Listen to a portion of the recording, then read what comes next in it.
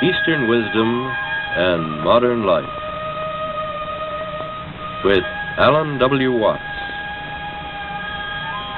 Produced by KQED San Francisco for the Educational Television and Radio Center.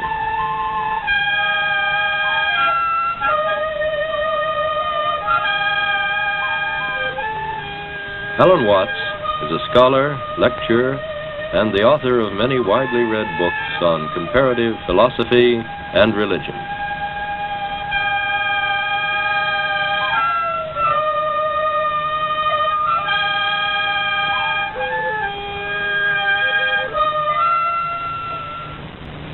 This is not the figure of a strange pagan god.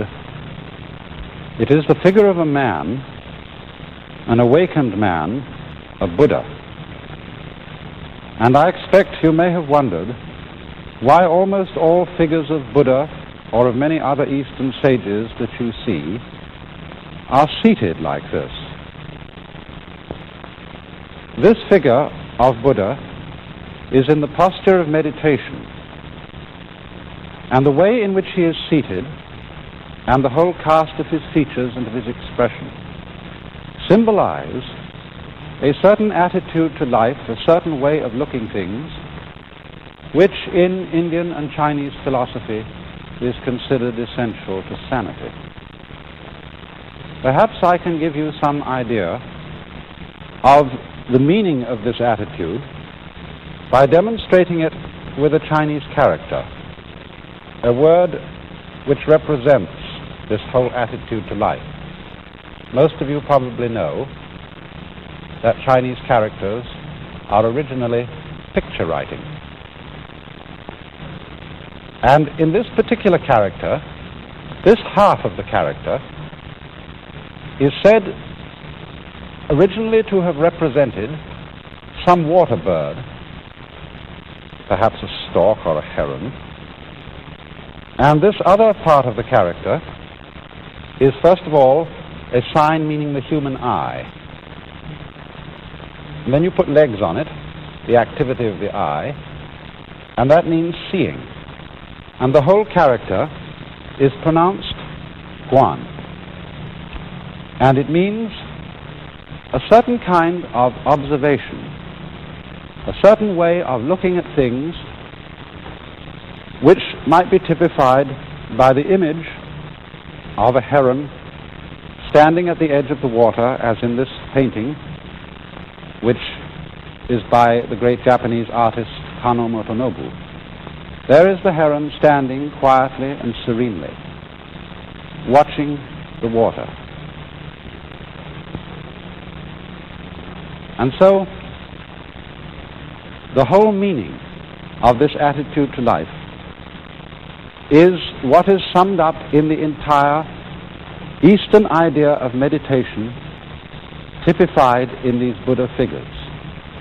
And I want to try today to explain to you something of the meaning of this attitude to life.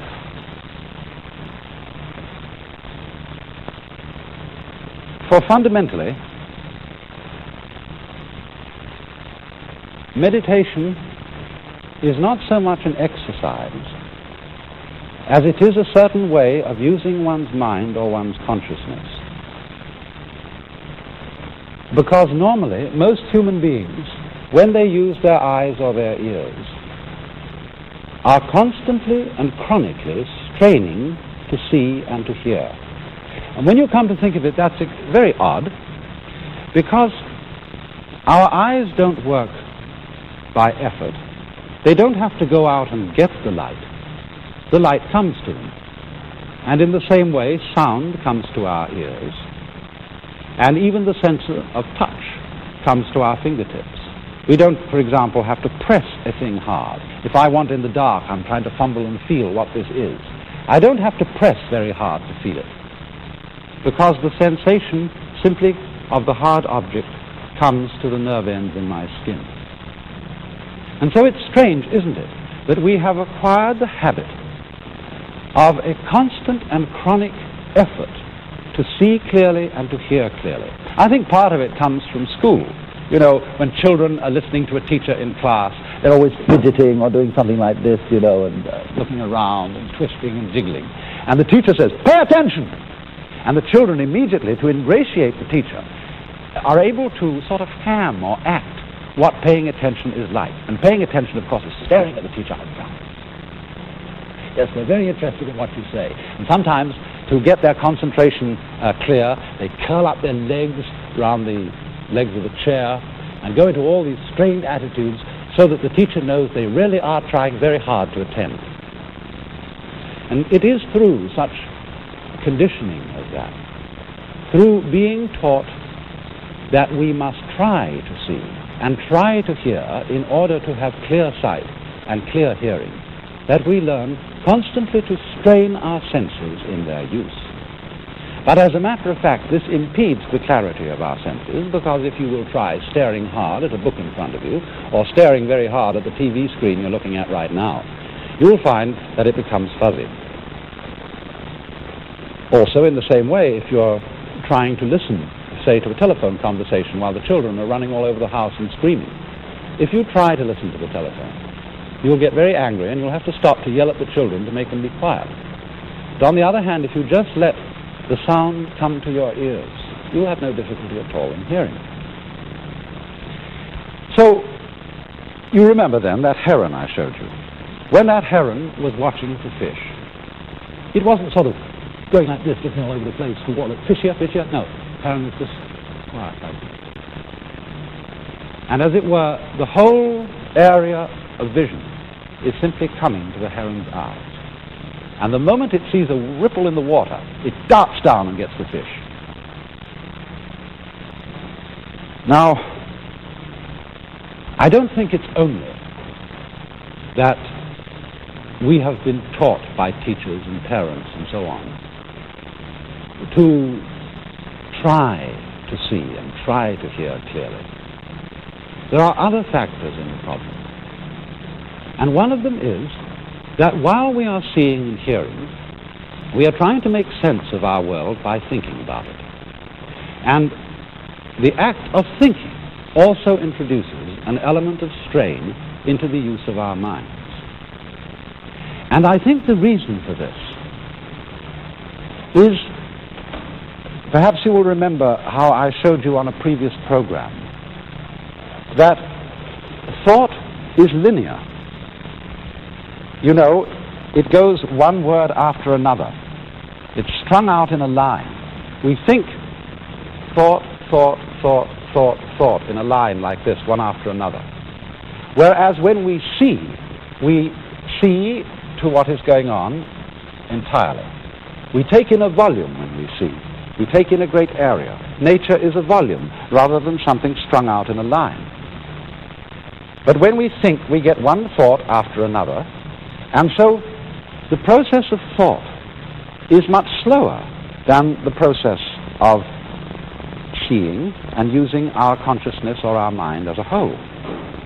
And this then requires a certain effort to make thought keep up with what we are seeing or what we are hearing. Also, you see, thought works by abstraction. What do I mean by abstraction? Well, a lot of Chinese characters are abstractions. If we take, for example, the Chinese character for man, it is written this way. Now, that was originally the head and legs of a human figure, something, you know, like this. When we draw an abstract figure of a man, everybody knows that's a man. But as a matter of fact, it cuts out a great deal of man. This figure cuts out all the details and gives us a simple image which we can grasp all at once. And we have to do that in order to think, so that we can use a series of very simple images or grasps of the world, and these are abstractions. And it is fundamentally in terms of abstractions that we think. Now, thought, as I said, is slower because it goes in a line, thought after thought. And also thought is abstract.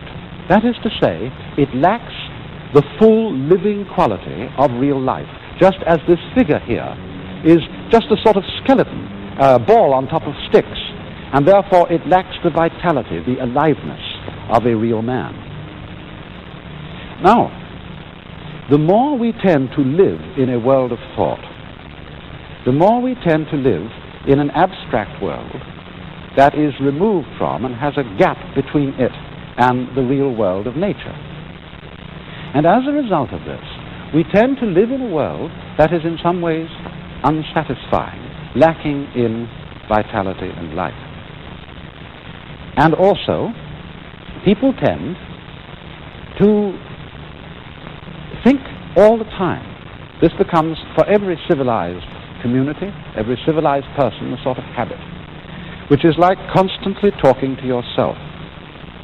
Now, of course, when you meet me here on the TV screen, I'm always talking, or almost always. But I assure you, I'm not always talking. I'm often silent, because after all, we have to be silent some of the time, don't we, in order to hear what other people have to say, and therefore to have something to talk about. In just the same way, our minds have to be silent some of the time if we are really to have anything to think about except thoughts. You know, there is a popular proverb which says that talking to yourself is the first sign of madness. And there's some truth in this, because constant thinking, as distinct from simply experiencing through our senses, constant thinking about our experiences, coding our experiences into words, into signs, into the symbols of thought, is a buzz that goes on day in and day out inside our heads except when we're sleeping. And as a result of that, we begin to live in a world increasingly divorced from reality.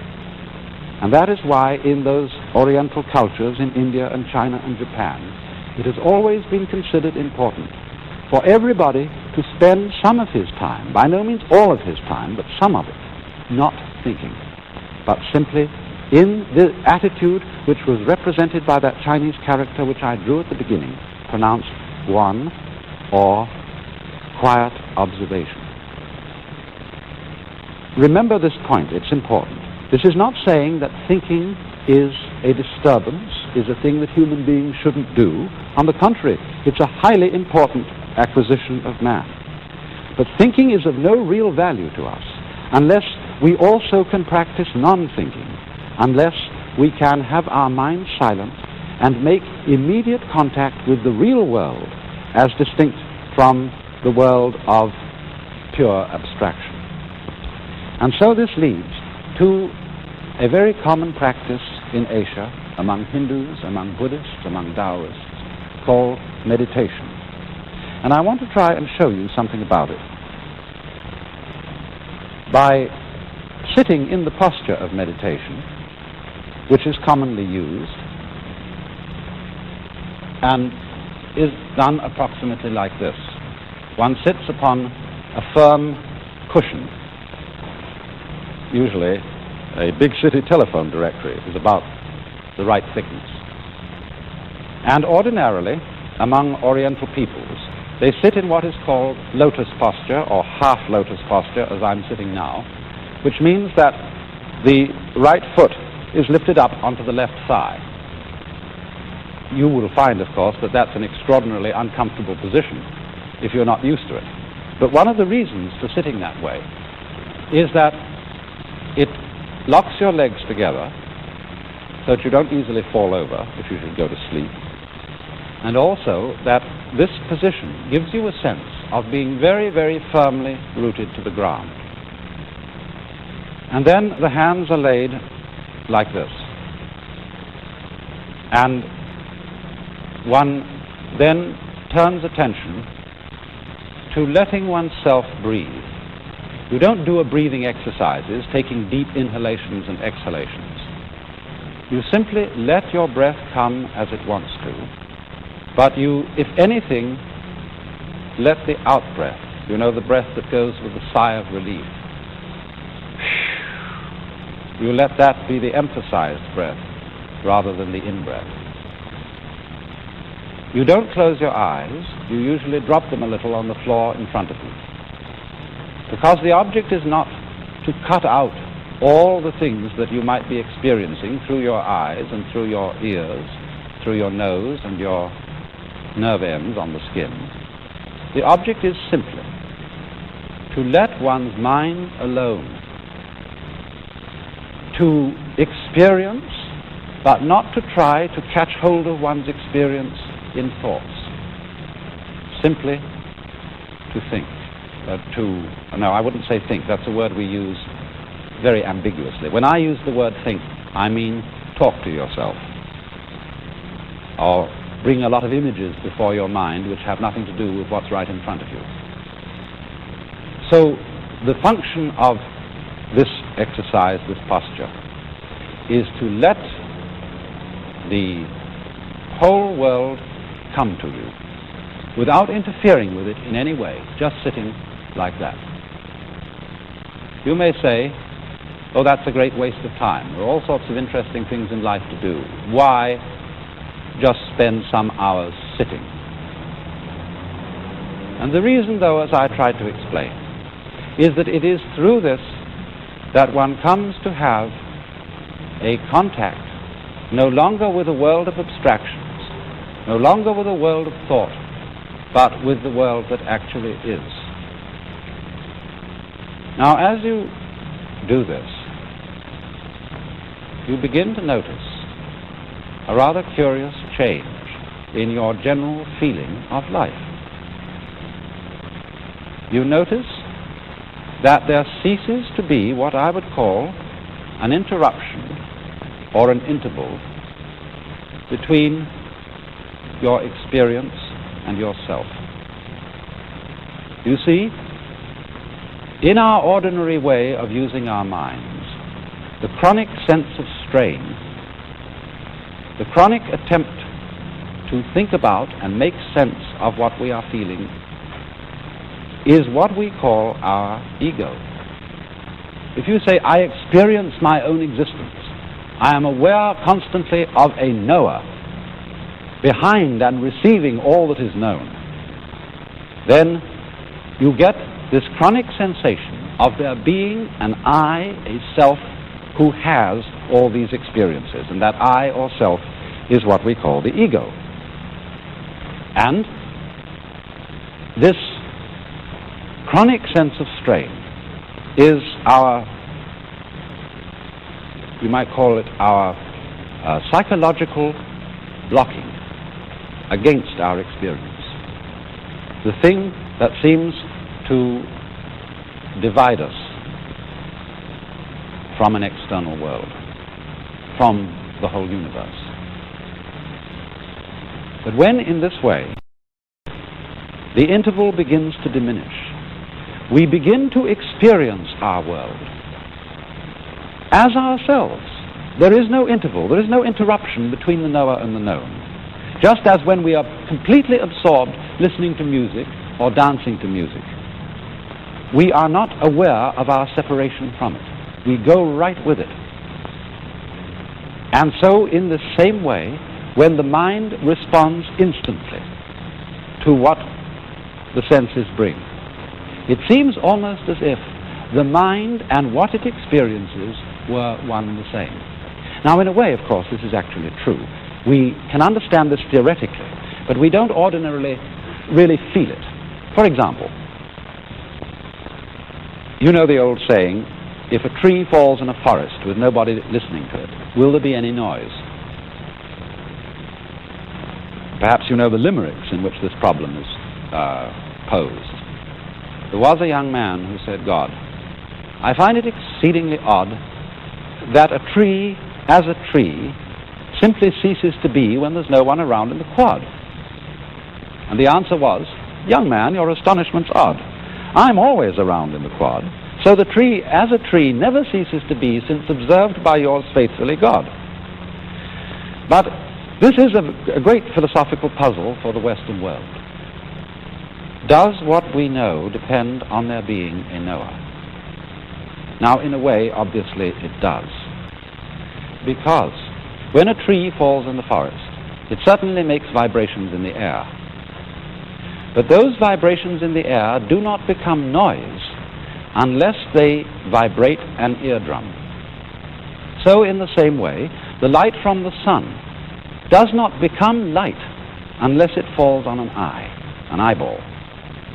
And two, we could say the external world is full of hard things.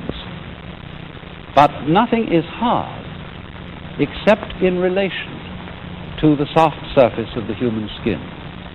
Nothing is heavy except in relation to human muscles.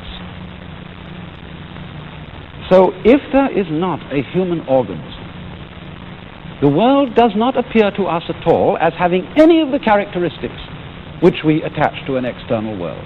In other words, we could say, the sun is light, but only because of eyes. Rocks are hard, but only because of soft fingers. Falling rocks are noisy, but only because of sensitive human ears. We cannot form any idea at all of what the world would be like without an observing mind. Even such things as duration, the span of time, depend upon the human mind to appreciate them. Space depends on a human mind to observe the world from a particular position and so know that there are things which are distant from it. Without this mind, there could not be any world that we could think about or conceive or imagine in any way whatsoever.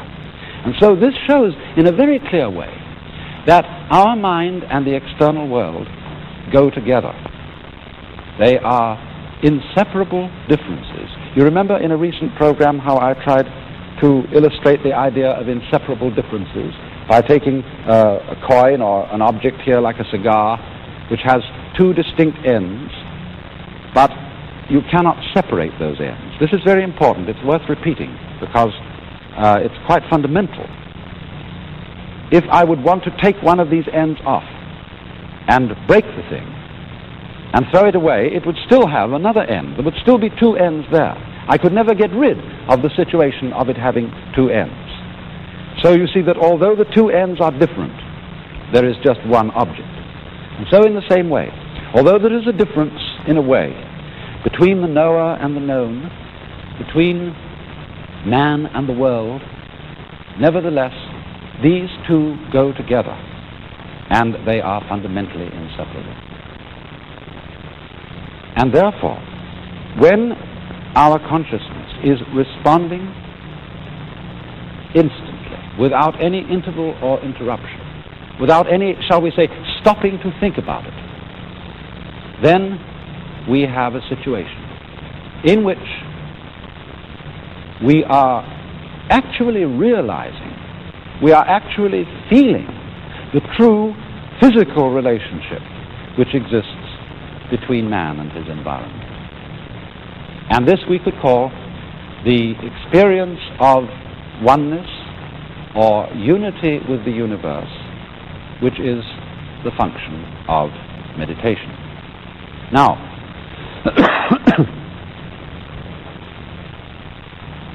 I think it's not difficult to see some very obvious values in this. Because, well, if we live entirely in a world of thought, all the things that we pursue in life tend in a way to become arid and unsatisfactory because we are living in an abstract world. In other words, nobody in his senses is going to eat a menu instead of dinner. Nobody in his senses is going to try and get a satisfactory diet of dollar bills. And yet, you see, dollar bills and menus stand in the same relation, on the one hand to wealth, on the other hand to dinner, the same relation in which thought stands to reality. They represent it. They symbolize reality, but they are in no sense substitutions for it. Yes, you can do a great deal of things if you have a lot of dollar bills, but unless you exchange those dollar bills into real concrete worth, they are of no value to you. And so in the same way, if we try to live in the world of pure thought, we begin to feel a strange, unsatisfactory quality to the world. And this living in pure thought is not something that is only done by, professors and intellectuals and thinking people. Perfectly ordinary people often live in the world of pure thought. As, for example, when we pursue certain goals in life, when we say, I want to be successful, I want to be happy, these are really abstractions. Because supposing you become enormously wealthy and you're able to afford 3 cars and 6 houses, you can't drive in 3 cars at once. You can't live in 6 houses at once. You have a symbol, which we call prestige, of your status. But that is an abstract symbol. You can't eat prestige. You can't eat success. And so, to overcome that kind of beguilement by the fantasies of thought, not thinking is an important adjunct to thought. To be able, every so often, to cease the hubbub going on inside one's head and to let talking to oneself stop and come to stillness. You needn't, of course, sit in the meditation posture like this to do it. This is simply the way it's done by Buddhists, Hindus. You can walk, you can sit in the ordinary way, you can lie in the bathtub and do it. You can lie on your back in bed before you get up in the morning and do it.